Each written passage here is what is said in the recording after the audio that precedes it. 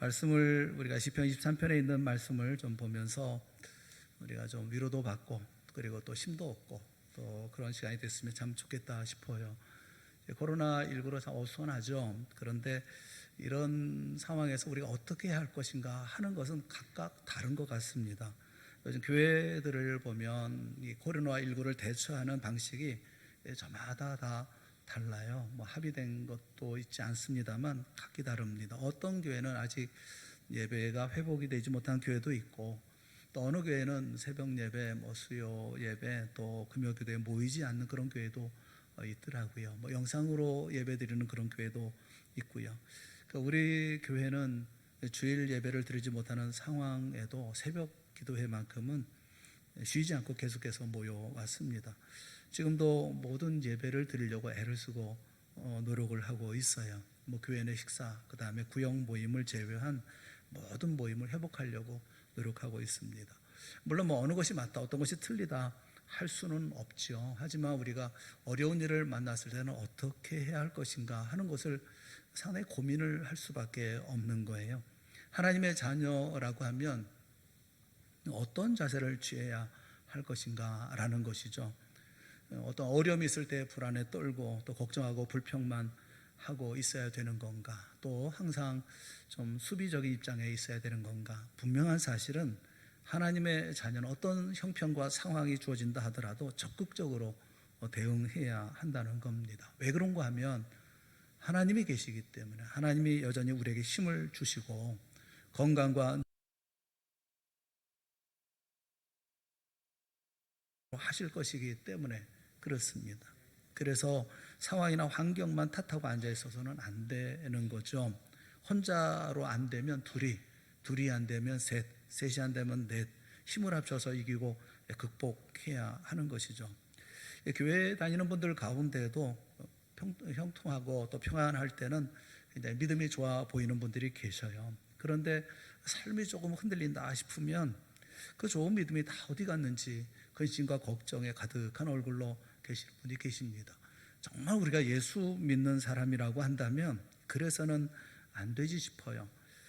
설사 상황이 바뀌고 또 어려움을 당한다 하더라도, 또 내가 원하는 계획이 잘 이루어지지 않는다 하더라도 한숨 쉬면서 세월을 보내는 거, 하나님의 자녀답지 못하다 하는 생각이 듭니다. 정말 무서운 것은 어떤 것이냐 하면 어떤 어려움을 당하는 것 자체가 아니라 어떤 불안 또는 공포라든가 원망, 연민의 정을 이겨낼 만한 내적인 강인함이 없다는 게 더 큰 문제겠다는 생각이 듭니다. 예수 믿는 우리는 이 세상 사람들처럼 생활에서는, 행동에서는 안 될 것입니다. 상황이 바뀌었다 하더라도 속 사람이 꺾이면 되겠습니까? 우리 오늘 읽은 말씀을 통해서 우리가 믿음의 삶을 어떻게 살아야 하는지, 어떤 마음을 가져야 되는 것인지 하는 것을 함께 좀 말씀을 나누려고 그래요. 성령께서 여러분의 마음에 빛을 비추어 주셔서 이 시편 23편의 말씀을 통해서 그래서 다시 한번 믿음이 회복되어지는 귀한 역사가 있기를 주님의 이름으로 축원합니다.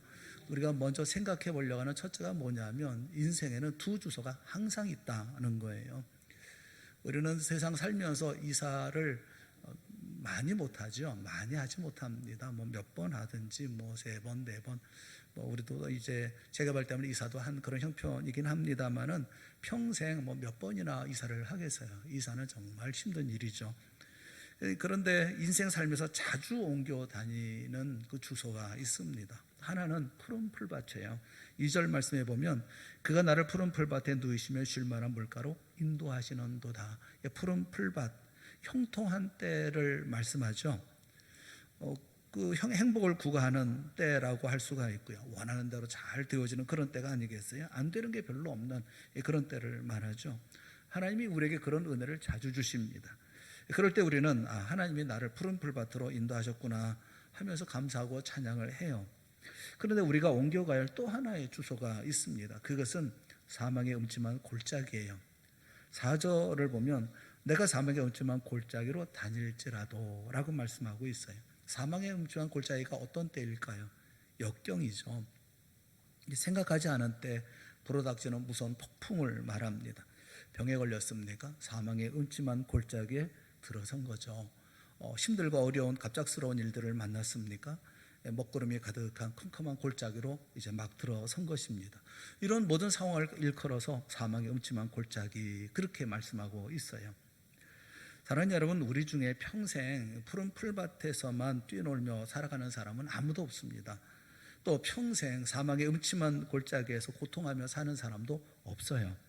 우리는 세상 사는 동안에 한 사람의 예외도 없이 푸른 풀밭과 사망의 음침한 골짜기로 왔다 갔다 하면서 주소를 두면서 살아갑니다. 한 번은 여기 살고 한 번은 저기 살고, 이렇게 분명한 사실은 이 두 곳은 우리가 영원히 살 집이 아니라는 겁니다. 잠깐 머물다가 옮기는 것이라는 거예요. 그러니까 내가 푸른 풀밭에 사는 형통한 가운데 있다 하더라도 여기가 영원한 내 집이다 라고 생각해서도 안 된다는 것이고, 또 내가 사막의 음침한 골짜기에 있다고 해서 마치 소망이 끊어진 사람처럼 살 이유도 없는 겁니다. 평생 내가 머물 곳이 아니기 때문에 그래요. 물론 우리에게는 영원한 집이 있습니다. 푸른 초장 사막의 음침한 골짜기를 오가며 살 수밖에 없는 우리에게도 영원한 집이 있지요. 그 6절 말씀에 보면 내 평생의 선하심과 인자심이 반드시 나를 따르리니 내가 여호와의 집에 영원히 거하리로다. 여호와의 집이 있어요. 이것은 옮겨가는 집이 아닙니다. 영원토록 거하는 내 집, 우리의 집을 말씀하죠. 그런데 그 집에 들어가기까지는 이 세상에 사는 동안에는 별 수가 없습니다. 어떤 때는 푸른 초장에 거하며 그 가운데 감사하고 기뻐하며 찬송하기도 하지만, 또 어떤 때는 사망의 음침한 골짜기에 들어가서 공고를 겪으며 살아가기도 합니다. 그게 바로 우리 인생이라는 거예요. 그 점은 우리가 명심을 해야 된다라는 겁니다. 전도서만큼 이 사실을 명료하게 말씀하는 그런 것도 없을 거예요. 전도서 3장 1절 이하의 말씀을 보면 우리가 인생 살다 보면 헐 때가 있는가 하면 또 세울 때가 있다, 그렇게 말씀하시죠. 웃을 때가 있는가 하면 또 울 때가 있다 말씀하십니다. 어떤 때는 또 손에 움켜질 때가 있는가 하면 움켜진 것을 놓아야 할 때도 있다, 그렇게 말씀하셔요. 전도서 7장 14절은 보다 확실하게 말씀하고 계시는데 우리 같이 한번 읽어보겠습니다. 시작. 형통한 날에는 기뻐하고 공고한 날에는 되돌아보아라. 이 두 가지를 하나님이 병행하게 하사 사람으로 그의 장래일을 능히 헤아려 알지 못하게 하셨느니라. 우리는 모릅니다. 미래를 알 수가 없습니다. 그런데 하나님은 인생에 형통한 날을 주십니다. 쉴 만한 물가로 인도하시는, 그럴 때는 우리는 기뻐하고 즐거워해야 되죠. 그런데 공고한 날도 주십니다. 이 날을 병행하게 하신다. 한숨 쉴 때도 있다는 겁니다. 그럴 때는 우리가 기도해야 되겠죠. 우리는 주님이 푸른 풀밭으로 인도하시면 푸른 풀밭으로 가고, 사망의 음침한 골짜기로 인도하시면 그 골짜기로 가는 거예요. 다만 기뻐하고 또 되돌아보면서 주님의 길을 따라가는 삶을 살아가는 것입니다. 여러분, 아브라함의 경우를 한번 생각해 보세요. 이사야서 41장 8절에 보면 아브라함을 가리켜서 하나님이 내 벗, 나의 벗 이렇게 말씀하셔요. 이사야서 41장 8절에 나의 벗 아브라함의 자손아 이렇게 말씀합니다. 영어 성경에 보면 The seed of Abraham, my friend 이렇게 번역을 했어요. 내 친구, 내 my friend, 나의 벗. 알다시피 그 벗이라고 하는 이 말, 이 아하브라고 하는 이 말은 아무에게나 쓰는 말이 아닙니다. 특별히 하나님은 이 표현을 상당히 이렇게 아껴서 사용을 하십니다. 이 아하브라는 말은 사랑한다, 기뻐한다, 친구 또는 애인 이런 곳에 사용을 하는 단어예요. 하나님이 아브라함에게 벗이라고 표현을 했다고, 나의 벗 이렇게 표현했다고 하는 것은 그를 얼마나 사랑했는지 하는 것을 우리에게 보여주고 있는 말씀이죠. 여러분, 나의 벗이면 어떻게 살아야 되겠습니까? 꽃길을 걸어야 되는 거 아니겠어요? 그런데 아브라함의 인생을 보세요. 인생 살면서 수많은 그 세월을 살아가는 동안에 얼마나 어려움을 많이 당합니까? 천대도 당하고 숭어도 당하고 어떤 때는 또 억울한 일도 당하잖아요. 아내가 너무 예뻐가지고 가는 곳곳마다 생명의 위협을 느끼기도 하고, 흉년이 들어서 또 집을 옮겨야 될 때도 있었던가 하면 또 같이 살아가는 부족들이 또 시기해서 불이익을 당할 때도 있고요. 하나님이 자기의 벗이라고 말씀하신 아브라함이지만 그 역시도 사망의 음침한 골짜기에 처할 때가 많았다는 거예요. 또 한 사람 다윗을 여러분 생각해 보세요. 사도행전 13장 22절에 보면 하나님이 다윗을 뭐라고 말씀하고 있느냐 하면 내 마음에 맞는 사람 그렇게 말씀하셔요. 다윗을 왕으로 세우시고 증언하여 이르시되, 하나님이 말씀하셔 내가 이사의 아들 다윗을 만나니 내 마음에 맞는 사람이라, 내 뜻을 다 이루리라 하시더니 이렇게 말씀하고 있거든요. 쉽게 말해서 다윗은 하나님의 마음에 쏙 드는 사람이었다는 거예요. 내 마음에 쏙 드는 사람이다는 거예요. 하나님의 마음에 쏙 드는 사람이라고 하면 발에 흙먼지 묻히지 않고 살아야 되는 거 아닙니까? 그런데 다윗을 보세요. 다윗이 얼마나 쫓겨다닙니까? 얼마나 생명의 위협을 느끼며 살아갑니까? 사망의 음침한 골짜기를 지난다. 오늘 본문에도 그렇게 얘기하고 있잖아요. 얼마나 많은 고생을 합니까? 여러분, 예수님을 잘 믿는다고 해서 주님은 우리를 늘 평생 꽃밭에서 뛰어놀게 하시지 않는다고 하는 것을 분명히 알아야 합니다. 이거 아는 게 지혜예요. 기도 많이 하면 절대로 어려운 일 일어나지 않을 거야, 이렇게 말하는 분이 계세요. 그 하나님 모르는 어리석은 말입니다.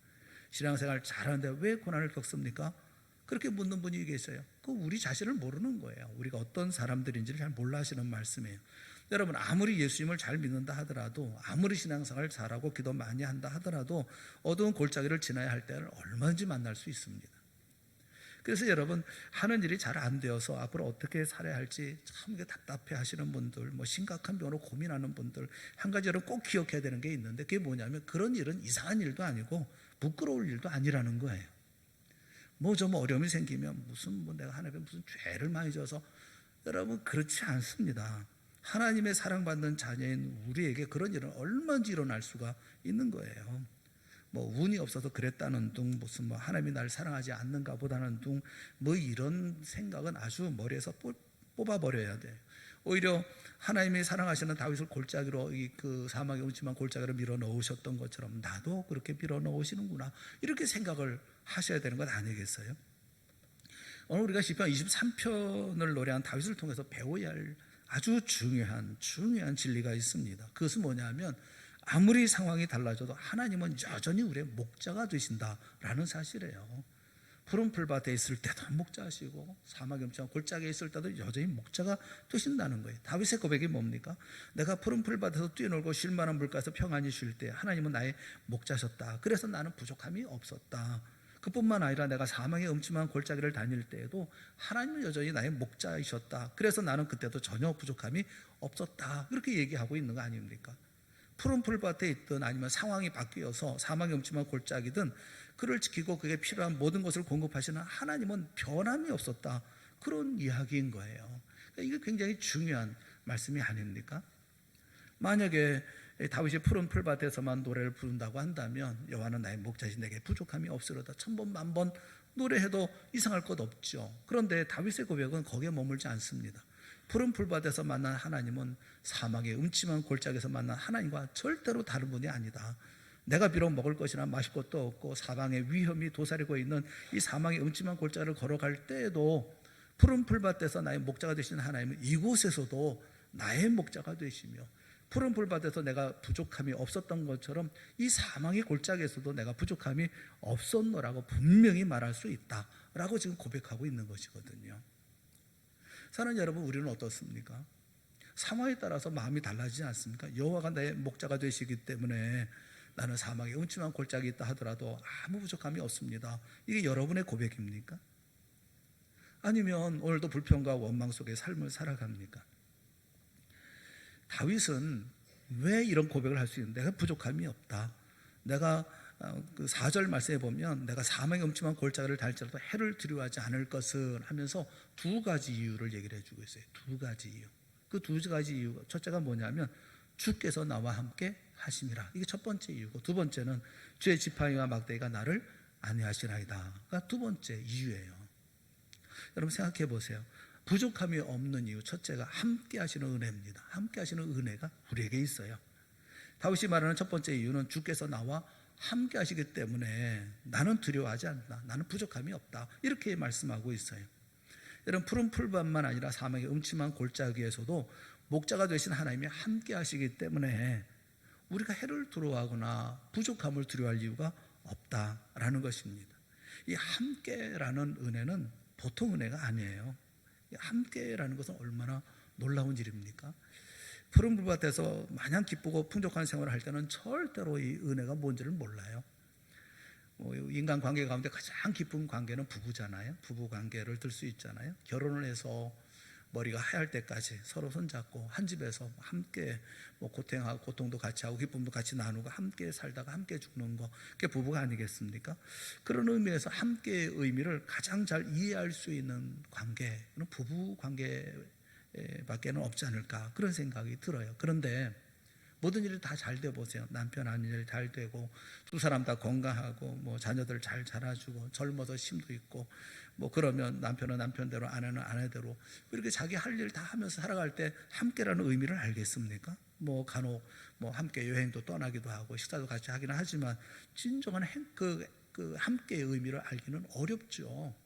그 동거라는 것을 알 수는 있겠지만 함께라고 하는 의미를 알기는 참 쉽지는 않아요. 그런데 부부가 진짜 함께 있다는 것을 가슴 찡하게 느낄 때는 언제냐 하면 사막의 없지만 골짜기에 들어갈 때요. 정말 힘들 때요. 그럴 때 함께의 의미를 알죠. 남편이 정말 힘들어서 어렵고 실증을 당하고 뭐 할 일을 뭐 찾지 못하고 정말 그 마음에 큰 고통과 괴로움이 있을 때, 또 아내가 몸이 아파가지고 이렇게 병져 누웠을 때, 그럴 때 내 남편, 내 아내 가슴에 와닿잖아요. 하나님과 우리와의 관계도 그렇습니다. 우리가 사막의 엄침한 골짜기를 걸을 때 비로소 하나님이 나와 함께 하시는 은혜가 어떤 것인지를 진정 깨닫습니다. 어려움을 겪지 않으면 하나님의 은혜 몰라요. 우리가 부르는 복음 찬송 가운데 그런 찬송이 있잖아요. 나의 등 뒤에서 나를 도우시는 주. 어디서 도와요? 등 뒤에서. 평안히 길을 갈 땐 어때요? 보이지 않아도 안 보입니다. 지치고 고나여 넘어질 때면 다가와 손 내미시네. 그렇죠? 그렇잖아요. 평안할 때는 하나님이 우리와 함께 가시는데 못 느껴요. 등 뒤에 계셔서 보이질 않아요. 내 길만 가지. 하지만 지치고 공고하고 쓰러지면 그때 나와 함께 하시는 하나님의 큰 손을 체험하게 되어지는 겁니다. 저는 하나님이 있다고 우리를 사망의 음침한 골짜기로 밀어 넣을 때 뭐 이 이유와 무관하지 않다, 그런 생각이 들어요. 내가 여기 있어, 내가 너와 함께해, 이걸 알게 하시려고 우리에게 그렇게 하는 경우가 아닐까, 그런 생각이 듭니다. 우리 주님이 약속하셨죠. 마태복음 28장 마지막 절에 그렇게 말씀하셨죠. 볼지어다 내가 세상 끝날까지 너희와 항상 함께 있으리라. 이 말씀이 세상 끝날까지 우리 함께 계시겠구나, 이런 표현의 말씀이 아니에요. 이 말씀을 좀 더 잘 살펴보면 이 세상 끝날까지, 세상 끝날, 세상이라는 말이 아이온이라는 말인데 이거 영원이거든요. 시간의 영원. 세상이라는 것은 그냥 이 세상에 살 동안이 아니라 시간의 영원토록. 항상이라는 말은 항상 너희와 함께 있으리라. 항상 함께 있으리라. 항상이라는 말은 파사스타스, 헤메라스라는 말입니다. 헤메라스라는 말이 날들인데, 이 파스라는 것은 모든 날들, 전부, 무엇이든 모두, 이렇게 표현하고 있는 거예요. 그러니까 이 말씀이 뭐냐면 이 세상 시간 영원히 순테레리아, 그러니까 마감될 때까지, 영원히 마감될 때까지 모든 날들, 헤메라, 이게 모든 날들, 그 날이 기쁜 날이든 슬픈 날이든 뭐 무슨 일을 만난 날이든 절망스러운 날이든 어떤 날이든 에고메스 휴먼 에이미, 내가 너와 함께 여기 있다, 그렇게 말씀하고 있는 거예요. 지금 있다. 현재형으로 에이미라는 현재형이거든요. 주님이 함께 하신다. 그런데 세상 끝날까지, 영원 그 끝까지 너희와 무슨 날, 무슨 일, 어떤 일을 만나든지 내가 너와 함께 지금 여기 있다. 그리고 앞으로도 계속 있다. 그렇게 말씀하고 있는 것이거든요. 주님이 함께 하신다는데 뭐가 걱정해요? 함께라는 것이 이런 의미가 있거든요. 다윗은 얘기하기를 또 하나 이유를 얘기하면서 안위하시는 은혜, 이렇게 말씀하셔요. 안위하시는 은혜. 두 번째 이유에 대해서 보면 주의 지팡이와 막대기가 나를 안위하시나이다, 이렇게 말씀합니다. 안위하다라는 이 나함이라는 말은 위로한다, 보호한다 라는 뜻을 가지고 있어요. 위로하고 보호한다. 이 목자는 항상 지팡이를 들고 다닙니다. 이것은 양을 몰고 다니는데 필수품이죠. 그런데 이 지팡이가 가지고 있는 또 다른 이 용도가 있어요. 해가 져서 이제 양들을 전부 우리에 들이지 않습니까? 그럴 때 우리에 들일 때 그 문에다가 나지막하게 지팡이를 걸어 놓는다고 그래요. 그러면 양들이 이제 그 밑을 통과하면서 한 마리 한 마리씩 지팡이 밑으로 이제 통과해서 우리로 들어갑니다. 근데 목자는 그 옆에 앉아서 지팡이 밑으로 지나가는 양들을 유심히 살펴본다는 겁니다. 어디 다친 데는 없는지, 다리를 절지는 않는지, 어디 상처난 데는 없는지 세밀하게 살핀 후에 아무 이상 없으면 안으로 들여보낸다는 거예요. 그러니까 지팡이의 용도는 이렇게 다 살피는 그런 용도라는 겁니다. 막대기는 일이라든가 사자와 같은 짐승들이 양을 덮치려고 할 때 보호하기 위해서 필요한 무기죠. 그러니까 막대기는 양들의 안전과 직결되어져 있어요. 그래서 이 막대기와 지팡이를 들고 있는 목자가 곁에 서 있기만 하면 양들은 상관이 없어요. 푸른 풀밭도 좋고 물가도 좋고 뭐 사막에 음침한 골짜기도 좋아요. 지팡이와 막대기를 든 목자만 있으면 어느 곳에 있든지 양은 안심하는 것이기 때문에 그렇습니다. 안심한다는 거예요. 다윗은 어렸을 때부터 목동 생활을 해봤기 때문에 이 사실을 너무 잘 알고 있죠. 건너편 촌으로 가기 위해서 부득불 양떼를 몰고 음침한 골짜기를 통과해야 했던 적도 많았을 거예요. 이 골짜기는 참 위험하기도 하죠. 그런데 양들은 목자가 앞에 가면 우르르 따라옵니다. 머뭇거리지 않습니다. 뭐 양들 중에 목자님 무슨 뭐 이 골짜기를 어떻게 지나가란 말입니까? 뭐 항의하고 하소연하는 양 단 한 마리도 없고 불안에 떠는 양도 없어요. 지팡이와 막대기를 든 목자만 있으면 양들은 안심하고 따라가는 겁니다. 다윗이 하나님을 목자라고 할 때에 양들이 목자에 대해서 갖고 있는 그런 심정을 좀 얘기하고 노래하는 거예요. 사막의 음침한 골짜기면 어떻고 푸른 풀밭이면 어떠냐는 겁니다. 상황이 어떻게 바뀌든 그게 무슨 문제가 되겠느냐라는 거예요. 지팡이와 막대기를 친 자비로우신 하나님이 내 곁에 계시면 아무렇지도 않다는 거예요. 문제가 없다는 겁니다. 그래서 그는 사망의 음침한 골짜기를 지나면서도 여호와는 나의 목자이시니 나는 아무 부족함이 없다. 그렇게 외칠 수가 있었다라는 거예요. 우리가 담대하게 이 세상을 살아가려면 이 목자 되신 하나님을 굳게 믿어야 합니다. 굳게 믿어야 합니다. 우리와 함께 하시는 하나님, 또 나를 안위하시는 하나님, 이걸 깊이 체험을 해야 합니다. 여러분, 푸른 풀밭에만 있으면 그런 체험을 할 수가 있겠어요? 그렇지 않아요. 사막의 음침한 골짜기에 있을 때, 그럴 때 우리는 하나님의 함께 하심을 알 수가 있고, 또 우리를 보호하시고 위로하심을 우리가 알 수가 있어요. 여러분, 우리가 하나님 믿고 살아야지 누굴 믿고 세상을 살겠습니까? 그러니까 사막의 골짜기를 피하려고만 하지 마세요. 이왕에 우리가 허락하신 것이라고 하면 그러면 적극적인 자세로, 긍정적인 자세로, 그리고 하나님을 목자로 받아들이고 목자로 믿고 의지하고 모든 것을 받아들이고 그 다음에 힘있게 삶을 살아야 되는 것이 아니겠습니까? 하나님께서 그럴 때가 있잖아요. 우리를 꼭 붙잡고 정신 차려, 내가 뭐 죽을 것 같으냐, 이깟 일로 뭐 이렇게 깨닫게 하실 때, 그럴 때 우리는 눈을 뜨게 되잖아요. 저도 뭐 그런 경우를 받아본 적이 없나요? 여러 어려운 골짜기를 통과해 본 적이 없나요? 하지만 제가 돌아놓고 가만히 생각해 보면 소홀해 본 건 하나도 없어요. 하나님은 절대로 우리가 소홀해 보게 하시지 않으십니다. 이사야서 43장 2절과 3절 말씀은 참 의미가 있어요. 우리 한번 이사야서 43장 2절과 3절 말씀 같이 한번 읽어봅시다. 시작. 내가 물 가운데로 지날 때에 내가 너와 함께 할 것이라. 강을 건널 때에 물이 너를 침몰하지 못할 것이며 내가 불 가운데로 지날 때에 타지도 아니할 것이요 불꽃이 너를 사르지도 못하리니 대저 나는 여호와 네 하나님이요 구속자임이라. 아멘. 보세요. 내가 물 가운데로 지날 때에 내가 너와 함께 할 것이라. 언제 함께 하십니까? 물 가운데 지날 때. 언제 침몰하지 못하는 것을 경험합니까? 강을 건널 때. 여러분, 타지도 않는 것을 언제 경험합니까? 불 가운데 있을 때. 또 사르지 못하는 것은 불꽃 가운데 있을 때. 그렇잖아요. 우리에게 주어져 있는 날들이 어떤 때는 물 가운데 지나는 것처럼 답답할 때가 있죠. 숨 막힐 때가 있죠.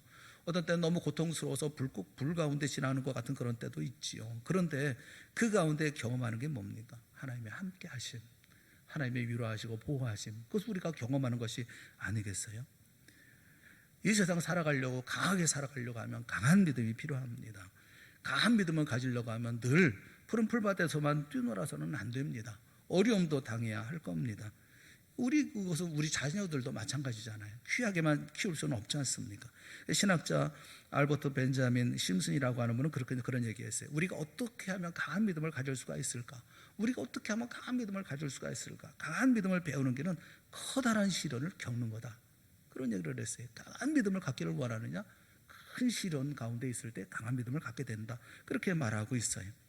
사막의 음침한 골짜기는 우리가 오래 머물지 않습니다. 명심하세요. 양들은 사막의 음침한 골짜기에서 절대 그렇게 오랫동안 견뎌내지 못해요. 하나님은 그 사실을 잘 아십니다. 사막의 음침한 골짜기는 양들이 푸른 풀밭으로 가기 위해서 잠깐 통과하는 곳이에요. 우리에게도 마찬가지 아닙니까?